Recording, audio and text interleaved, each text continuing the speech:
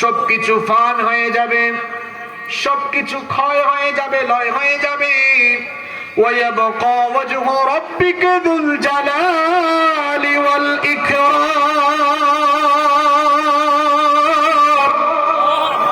কেবলমাত্র একজন মহামহিয়ান সত্তা অবশিষ্ট থাকবেন, আর যিনি অবশিষ্ট থাকবেন গলার আওয়াজ বড় করে সবাই বলেন তিনি কে? কিচ্ছু থাকবে না, কিয়ামতের ময়দান কায়েম হয়ে যাবে। আর কিয়ামতের ময়দান হবে অত্যন্ত কঠিন এবং দুর্বিষহ একটি পরিস্থিতি। সেদিন এমন ভয়ঙ্কর পরিস্থিতি বিরাজ করবে। এখন তো সূর্য মানুষের মাথা থেকে 9,30,00,000 মাইল দূরে, 9,30,00,000 মাইল দূর থেকে সূর্যের যে আলো পৃথিবীতে আসে, সেই তাপের কারণে বর্তমানে আমাদের কি পরিস্থিতি দেখেন। গরমের যন্ত্রণায় আমরা অস্থির হয়ে আছি। 2-3 সপ্তাহ ধরে সালাতুল ইস্তিসকা, বৃষ্টি প্রার্থনার নামাজ হচ্ছে। 9,30,00,000 মাইল দূরে এখন সূর্য। 9,30,00,000 মাইল দূর থেকে সূর্য যে হিট দেয়, এই হিট তো দুনিয়াতে আসতে সময় লাগে, বিজ্ঞান বলে 8 মিনিট 10 সেকেন্ড। আল্লাহু আকবার। জবান দিয়ে কি আল্লাহর বড়ত্ব ঘোষণা হয় না? আল্লাহু আকবার বলেন। একটু বুঝার চেষ্টা করেন। আমি এই মাঠ দিয়ে হেঁটে এসেছি, আপনারা যেখানে বসে আছেন একটু তাকান তো, নিচের দিকে তাকান সবাই, দেখেন সূর্যের তাপে মাটি ফেটে গেছে। ঠিক আছে কথা? যে সূর্যের তাপে মাটি ফেটে এমন শক্ত হয়ে আছে, ওই সূর্য এই মাটি থেকে কত দূরে? বলেন কত দূরে? মুখস্থ কোনো ওয়াজ হবে না তো, আজকে আপনাদেরকে বাস্তবিক কিছু কথা বুঝিয়ে যাব ইনশাআল্লাহ। 9,30,00,000 মাইল দূরে সানলাইট, সূর্যের আলো ওখান থেকে হিট করছে, আর 9,30,00,000 মাইল দূরের মাটি ফেটে চৌচির হয়ে যাচ্ছে। আল্লাহু আকবার। এই সূর্যটা কত বড়! এই যে আমার সামনে অনেকগুলো ইলেকট্রিক্যাল লাইট আছে, এখানে অপারেটর ভাই বলতে পারবে এগুলোর ইউনিট কত। এখানে কে আছে নাকি অপারেটর ভাই? কত? 50-100 হতে পারে। এই 100 ইউনিট লাইট আমি যদি 100 ধরি, এক একটা 100, তাহলে কতগুলো জ্বালিয়েছে দেখেন। তার মানে হাজার হাজার ইউনিট জ্বালিয়ে ছোট্ট এই মাঠকে আলোকিত করা হয়েছে। আর গোটা পৃথিবীকে দিনের বেলা আলোকিত করে কয়টা লাইট? জোরে বলেন। এটার পাওয়ার কত, যেটা সারা পৃথিবীকে আলোকিত করি? বর্তমান বিজ্ঞানীরা বলেছেন যে সূর্য পৃথিবীকে আলোকিত করে, এর টেম্পারেচার দেওয়া হয়েছে 1,40,00,000 সেন্টিগ্রেড। আল্লাহু আকবার। 1,40,00,000 সেন্টিগ্রেড। স্টুডিওতে যারা কথা বলেন, আমরা মাঝে মাঝে স্টুডিওতে কথা বলি ক্যামেরার সামনে, যখন অনেকগুলো লাইট থাকে, এসি বন্ধ থাকলে লাইটের কারণে ঘাম বের হয়। যারা বিভিন্ন টিভি চ্যানেলে কথা বলেছেন তারা জানেন, স্টুডিওতে লাইটিং এর কারণে মাঝে মাঝে এসি না থাকলে ঘাম বের হয়। এই সূর্যের আলো 9,30,00,000 মাইল দূর থেকে আসতেছে, 1,40,00,000 সেন্টিগ্রেড। এটা আসে, সূর্যের আলো পৃথিবীতে আসতে সময় লাগে 8 মিনিট 10 সেকেন্ড। আর এই সূর্যটা কত বড়! বিজ্ঞানীগণ বলছেন পৃথিবী যত বড়, সূর্য পৃথিবীর চেয়ে তার চাইতে আরো 13 নয়, 13শত নয়, 13,000 নয়, 13 লক্ষ পৃথিবী যত বড়, একা এক সূর্য তত বড়। আচ্ছা, পৃথিবী কত বড়? আমরা যারা তালা, পাইকগাছা, সাতক্ষীরার বাহিরে যাই নাই, এখানে বহু মানুষ আছে যারা বাংলাদেশের সব অঞ্চলে যায় নাই। আলহামদুলিল্লাহ, আমাকে আল্লাহ বাংলাদেশের সকল বিভাগ এবং প্রায় জেলা ঘোরার সুযোগ আল্লাহ করে দিয়েছেন, আলহামদুলিল্লাহ। তো গোটা বাংলাদেশ ঘুরে দেখেছি, এটা খুব ছোট্ট একটা দেশ। এখন যিনি তালা বা সাতক্ষীরার বাহিরে যান নাই, তিনি তো জানেন না বাংলাদেশ কত বড়। এই বাংলাদেশ খুব ছোট্ট একটা দেশ। ওয়ার্ল্ড ম্যাপ, বিশ্ব মানচিত্রে বাংলাদেশের বি লিখারও জায়গা নাই। এত ছোট দেশে আমরা এত কামড়াকামড়ি করি। পার্শ্ববর্তী দেশ, প্রতিবেশী দেশ ভারত বাংলাদেশের চেয়ে আরো প্রায় 30-35 গুণ বড়। কানাডা বাংলাদেশের চেয়ে 90 গুণ বড়। আমেরিকা প্রায় 100 গুণ বড়। পৃথিবীতে আয়তনের সবচাইতে বড় দেশের নাম হলো রাশিয়া, যার আগের নাম সোভিয়েত ইউনিয়ন। এটি বাংলাদেশের মতো 160টা বাংলাদেশের সমান। পৃথিবীতে এইরকম 250টার বেশি দেশ আছে, এটা মিলে পৃথিবী নয়। এই 250টার বেশি দেশ মিলে পৃথিবীর স্থলভাগ মানে মাটি। পৃথিবীর 4 ভাগের 1 ভাগ মাটি, 3 ভাগই হলো পানি। এক একটা মহাসাগরের আয়তন কত উইকিপিডিয়াতে সার্চ করে দেখেন। আয়তনের সবচেয়ে বড় প্রশান্ত মহাসাগরের আয়তন 16,56,00,000 বর্গ কিলোমিটার। বিশাল এই পানি জগৎ, মাটি জগৎ মিলে পৃথিবী, আর এই পৃথিবীর মতো 13 লক্ষ পৃথিবীর সমান একটা সূর্য। আল্লাহু আকবার। ওই সূর্য মাটি থেকে কত দূরে? 9 কোটি। চিন্তা করেছেন 9 কোটি 30 লক্ষ মাইল দূর থেকে হিট দেয়। এই হিট যদি সরাসরি আসতো, মাথার চাঁদি ফেটে যেত, আপনার গোটা তালা জলে পুড়ে ছাই হয়ে যেত, গাছপালা পুড়ে যেত। আল্লাহ কত দয়াবান, সূর্যের আলো সরাসরি পৃথিবীতে আসে না। বায়ুমণ্ডলে অনেকগুলো ফিল্টার আল্লাহ স্থাপন করেছেন। বিজ্ঞান বিভাগে যারা পড়াশোনা করেছেন তারা জানেন, বায়ুমণ্ডলে অনেকগুলো ফিল্টার আল্লাহ স্থাপন করেছেন। বিজ্ঞানীরা এগুলোর নাম দিয়েছেন ট্রাপোস্ফিয়ার, স্ট্রাটোস্ফিয়ার, আইরোস্ফিয়ার, ম্যাগনেটোস্ফিয়ার, এক্সোস্ফিয়ার। এরকম বিভিন্ন স্তর থাকায় সূর্যের আলো সরাসরি দুনিয়ায় হিট করে না। এই ফিল্টারগুলোতে সূর্যের আলো পিউরিফাই হয়। সূর্যের আলো পিউরিফাই হয়ে হয়ে হয়ে হয়ে যতটুকু আলো পৃথিবীতে আসলে গাছপালা, উদ্ভিদ, প্রাণী সবাই বেঁচে থাকবে, ততটুকু আলো আল্লাহ দয়া করে পৃথিবীতে দান করেন। ওইটাও যখন মাঝে মাঝে একটু আমাদের তাপমাত্রার কারণে তাপমাত্রা বাড়ে। আপনাদের কি মনে হয় তাপমাত্রা এমনি এমনি বেড়েছে?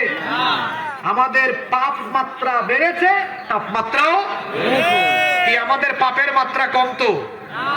জোরে বলেন। নামাজ কম না বেশি? চুরি ডাকাতি কম না বেশি? আরে যাদেরকে চুরি ডাকাতি, রাষ্ট্র থেকে চুরি ডাকাতি নির্মূলের দায়িত্ব দেওয়া হয়েছে, ওরা নিজেরাই এক একটা বড় বড় চোর হয়ে আছে। এরকম এক ডাকাতের,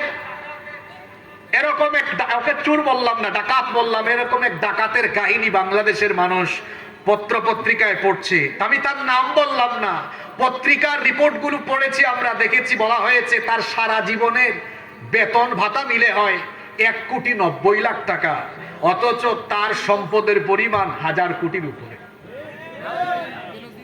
কি ওই আল্লাহ বলির নাম জানেন তো আপনারা? নজিরবিহীন। তো যাদেরকে দায়িত্ব দেওয়া হয়েছে চুরি ডাকাতি নির্মূলের জন্য, এটা আমাদের কথা নয়, পত্র পত্রিকার মারফতে আমরা জানছি নিজেরাই তারা বড় বড় চোর হয়ে বসে আছে। পাপ মাত্রা যখন বেড়ে যায়, ওই জমিনের উপরে তাপমাত্রাও জোরে বলেন। তা আমি বলছিলাম কিয়ামতের ময়দানের কথা। দুনিয়ার ময়দানে সামান্য একটু বেড়েছে, মানুষ স্থির না অস্থির? জোরে বলতে হবে। 9 কোটি 30 লক্ষ মাইল দূর থেকে সূর্য হিট দিল, আপনি অস্থির হয়ে গেলেন। আমার বাবারা, আমার মায়েরা, ভাইয়েরা, বোনেরা শোনেন, কিয়ামতের ময়দানে ওই 9 কোটি 30 লক্ষ মাইল দূরের সূর্য মানুষের মাথার একেবারে নিকটবর্তী চলে আসবে। এই সূর্য যখন মানুষের মাথার একেবারে নিকটবর্তী চলে আসবে, অবস্থা সেদিনে তো ভয়াবহ হবে। সূর্যের প্রচন্ড তাপে জমিন, কিয়ামতের ময়দান তখন তামার জমিনে পরিণত হয়ে যাবে। গুনাহগার পাপী তাপীদের মাথার চান্দি সেদিন ফেটে যাবে। মাথার চান্দি ফেটে মগজগুলো উতরাতে থাকবে। এই ভয়াবহ পরিস্থিতি আমি কোন উপমা দিয়ে আপনাদেরকে বুঝাবো আমি জানি না। মহিলারা যখন চুলায় ভাত রান্না করে পানি গরম হয়ে গেলে যেমন চালগুলো উতরাতে আরম্ভ করে, সেদিন কিয়ামতের ময়দানে সূর্যের প্রচন্ড তাপে গুনাহগারদের মাথার চান্দি ফেটে মগজগুলো উতরে উতরে গলে গলে বেয়ে বেয়ে পড়তে থাকবে। পাপী তাপী জাহান্নামী বেঈমানরা ঘর্মাক্ত হয়ে যাবে। কেউ হাঁটু পর্যন্ত ঘামাবে, কেউ কোমর পর্যন্ত, কেউ বুক পর্যন্ত, কেউ বাবার ঘামের মধ্যে সাঁতরাতে থাকবে। মানসিক ভয়াবহ পরিস্থিতি সেদিন পর্যবেক্ষণ করবে। টিউবওয়েল নাই, নদী নাই, কুয়া নাই, সাগর নাই, হাউজে কাউসারের পানি ছাড়া সেদিন কোনো পানি নাই। পিপাসার যন্ত্রণায় মানুষের জিহবাটা বের হয়ে পাপী তাপী জাহান্নামী বেঈমানদের জিহবাটা বের হয়ে কুকুরের মতো নাভিস্থল পর্যন্ত ঝুলতে থাকবে। আল্লাহু আকবার।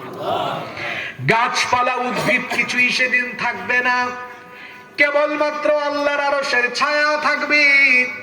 সেই দিন রব্বুল আলামিন কিয়ামতের ময়দানে দয়া করে, অনুগ্রহ করে 7 শ্রেণীর মানুষকে ডেকে ডেকে ডেকে ডেকে তার রহমতের ছায়ায়, আরশের ছায়ার নিচে জায়গা দিবেন। পুরুষোচিত কণ্ঠে পুরুষ মানুষের মতো জবাব দিয়ে বলেন, আল্লাহ আরশের ছায়ার নিচে সেই দিন কয় শ্রেণীর মানুষকে জায়গা দিবেন? আরো জোরে বলেন, কয় শ্রেণী? ওই 7 কাতারের ভেতরে আমরা থাকতে চাই কি চাই না? আরো জোরে বলেন, থাকতে চাই কি চাই না? একটা দুইটা হাদিসের কিতাব নয়, বিখ্যাত হাদিসের অনেকগুলো গ্রন্থে হাদিস বর্ণিত হয়েছে। বুখারী, মুসলিম, তিরমিজি, নাসাঈ, আবু দাউদ সহ অনেকগুলো হাদিসের গ্রন্থে এক যুগে এই হাদিস বর্ণিত হয়েছে। হাদিস বর্ণনাকারী সাহাবী হচ্ছেন, সর্বাধিক হাদিস যিনি বর্ণনা করেছেন, সাইয়্যিদুল মুহাদ্দিসিন আবু হুরায়রা রাদিয়াল্লাহু আনহু। তিনি বলেছেন, আল্লাহর হাবিব বলেছেন, সাবআতুন ইউযিল্লুহুমুল্লাহু ফি যিল্লিহি ইয়াওমা লা যিল্লা ইল্লা যিল্লুহু। 7 শ্রেণীর মানুষকে রব্বুল আলামিন কিয়ামতের সেই মহা বিভীষিকাময় দিনে তার আরশের ছায়ার নিচে জায়গা দিবেন, যেই দিন আল্লাহর আরশের ছায়া ছাড়া আর কোনো ছায়া থাকবে না। 1 নম্বরে হচ্ছে আল ইমামুল আদিল, ন্যায়পরায়ণ শাসক। 2 নম্বর হলো শাবুন নাশআ ফি ইবাদাতিল্লাহ, ওই যুবক যে তার যৌবনকাল আল্লাহর ইবাদতে কাটিয়েছে। 3 নম্বর হলো রাজুলুন কলবুহু মুআল্লাকুন ফিল মাসাজিদ, মসজিদের সাথে যেই ব্যক্তির অন্তর, মসজিদের সাথে যে ব্যক্তির অন্তরের সম্পর্ক, অন্তরের টান থাকে। 4 নম্বর হলো রাজুলানি তাহাব্বান ফিল্লাহ ইজতামা আলাইহি ওয়া তাফাররাকা আলাইহি, যে ব্যক্তি আল্লাহর সন্তুষ্টির জন্য কাউকে ভালোবাসে, আবার আল্লাহর জন্য কারো সাথে সম্পর্ক ছিন্ন করে। 5 নম্বরে হলো ওয়ারাজুলুন দাআতহু ইমরাআতুন যাতু মানসিবিন ওয়া জামাল, ওই ব্যক্তি যাকে কোনো সুন্দরী অভিজাত বংশীয় রূপসী মেয়ে তাকে যখন তার চরিতার্থ করার জন্য আহ্বান জানায়, আর সে যখন বলে ইন্নী আখাফুল্লাহ, আমি আল্লাহকে ভয় করি। 6 নম্বর হলো ওয়ারাজুলুন তাসাদ্দাকা বিসাদাকাতিন ফাআখফাহা হাত্তা লা তা'লামা শিমালুহু মা তুনফিকু বিয়ামিনি, ওই ব্যক্তি যার ডান হাত কি দান করেছে বাম হাত টেরও পায় না। 7 এবং সর্বশেষ হলো ওয়ারাজুলুন যাকারাল্লাহু খালিয়ান ফাফাদাত আইনাহু, ওই ব্যক্তি, যে ব্যক্তির অন্তর আল্লাহর ভয়ে কম্পিত হয়ে, যে ব্যক্তির চক্ষু থেকে আল্লাহর আযাবের ভয়ে চোখের পানি ঝরে, সেই আল্লাহর ভয়ে ক্রন্দনকারী ব্যক্তি। এই হলো মোট 7 শ্রেণীর 7 ব্যক্তি। এই 7 শ্রেণীর ব্যক্তিকে রব্বুল আলামিন কিয়ামতের দিন তার আরশের ছায়ার নিচে জায়গা করে দিবে। কয় শ্রেণী? পুরুষ মানুষের মতো বলেন, আপনারা তো বেডা মানুষ, বেডি মানুষের মতো বলেন কেন? নাকি শরীফ থেকে শরীফা হয়ে গেছেন আপনারা? এখন তো কি শয়তানি চলে, শরীফ নাকি মুন্না কি কোনোদিন মুন্নি হতে পারে? এটা মুখে মুখে পারবে, কিন্তু শরীরের যন্ত্রাংশ পাল্টাইয়া হইতে পারবে না। ঠিক আছে কথা? এগুলো শয়তানি। ইবলিস এখন রিটায়ার্ডে চলে গিয়েছে, আর ভাবতেছে আমি আর কি জাতের শয়তানি করি, আমার চেয়ে বড় শয়তান এখন বাংলাদেশে বের হয়ে গেছে। আল্লাহ এই শয়তানি থেকে জাতিকে হেফাজত করে। তাহলে আরশের ছায়ার নিচে জায়গা পাবে কয় শ্রেণীর মানুষ? আরো জোরে বলেন, কয় শ্রেণী? আমরা এই 7 কাতারে থাকতে চাই তো? কারা কারা চান না হাত তুলেন। মাশাআল্লাহ, আপনার এলাকার মানুষ খুব মনোযোগী, আলহামদুলিল্লাহ পড়েন। আমি ভাবছি আমাকে 11:30টার দিকে উঠাইছে, মানুষের মনোযোগ নাই, কিন্তু এখানে ব্যাপার দেখতেছি উল্টা, মনোযোগ আরো বাড়ছে। আলহামদুলিল্লাহ পড়েন। আপনাদের মনোযোগ যদি বাড়ে, আমারও আজকে মনোযোগ বাড়বে ইনশাআল্লাহ। তাহলে কয় শ্রেণীর মানুষ? জোরে বলেন। এবার আসেন তো, এই 7টি গুণে গুণান্বিত হওয়া কি এতই সহজ? কি মনে হয় আপনাদের এতই সহজ? আসেন তো একটু শুরু করি। 1 নাম্বার, আল ইমামুল আদিল, ন্যায়পরায়ণ নেতা, ন্যায়পরায়ণ শাসক, ন্যায়পরায়ণ নেতা। আগে খেতার কথা না নেতার কথা?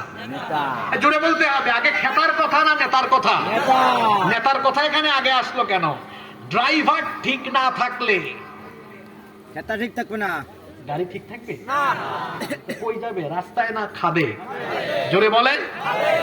ড্রাইভার অদক্ষ হলে গাড়ি যেমন খাদে যাবে, যে কোনো সমাজের নেতা ঠিক না হলে ওই সমাজ নষ্ট হয়ে যাবে। এজন্য আগে কি ঠিক করতে হয়? গাড়ির জন্য আগে প্যাসেঞ্জার ঠিক করে না ড্রাইভার ঠিক করে? জোরে বলেন। গাড়ির জন্য আগে প্যাসেঞ্জার না ড্রাইভার? সমাজ বা জনপদের জন্য আগে কি লাগে? শেষরা, চোর, চামার, দুর্নীতিবাদ, লুটপাটকারী, বদমাশ, গুন্ডা, পান্ডা যখন সমাজের নেতা হয়, ওই সমাজ তখন নষ্ট হয়ে যায়। আর আল্লাহওয়ালা মানুষরা যখন সমাজকে নেতৃত্ব দেয়, ওই সমাজে তখন জান্নাতি পরিবেশ বিরাজ করে, ঠিক কিনা? এই জন্য আরশের ছায়ার নিচে 1 নম্বরে জায়গা পাবে খেতা না নেতা? জোরে বলেন। কি জাতের নেতা? চোর বাটপার? তাইলে ন্যায়বান। জোরে বলেন। কি বা? আল্লাহ তাআলা তিনি হচ্ছেন ন্যায়বান। এটা কার স্বভাব? জোরে বলেন। আল্লাহ কি কারো উপরে অবিচার করেন? আল্লাহ তাআলা হচ্ছেন ইনসাফকারী, তিনি হচ্ছেন সর্বশ্রেষ্ঠ সুবিচারক। আল্লাহ কারো উপরে অবিচার করেন না, তিনি হলেন সুবিচারক। এজন্য তিনি সুবিচারের আদেশ মানুষকে দিয়েছেন। এই কোরআনে কারীমে আল্লাহ আমাদেরকে আদেশ করেছেন, আমি আল্লাহ যেমন কারো উপরে অবিচার করি না, বেইনসাফি করি না, তোমরাও কারো উপরে অবিচার করো না, ন্যায় বিরোধী অন্যায় কোনো কিছু করো না। এজন্য আল্লাহ তাআলা কোরআনুল কারীমের 16 নম্বর সূরা সূরাতুন নাহলের 90 নম্বর আয়াতের মধ্যে বলেছেন, ইন্নাল্লাহা ইয়া'মুরু বিল আদলি ওয়াল ইহসান, নিশ্চয়ই আল্লাহ তোমাদেরকে ন্যায় নীতি, ইনসাফ, সুবিচার এবং সদাচারের আদেশ দিচ্ছেন। আবার কোরআনুল কারীমের 49 নম্বর সূরা সূরাতুল হুজুরাতের 9 নম্বর আয়াতে আল্লাহ আরো সুন্দর করে বললেন, ওয়া আকাসিতু ইন্নাল্লাহা ইউহিব্বুল মুকাসিতিন, তোমরা সুবিচার করো, ইনসাফ করো, কারণ সুবিচার এবং ইনসাফকারীদেরকে যিনি পছন্দ করেন, গলার আওয়াজ বড় করে সবাই বলেন তিনি কে? আল্লাহ তাআলা তার হাবিবকে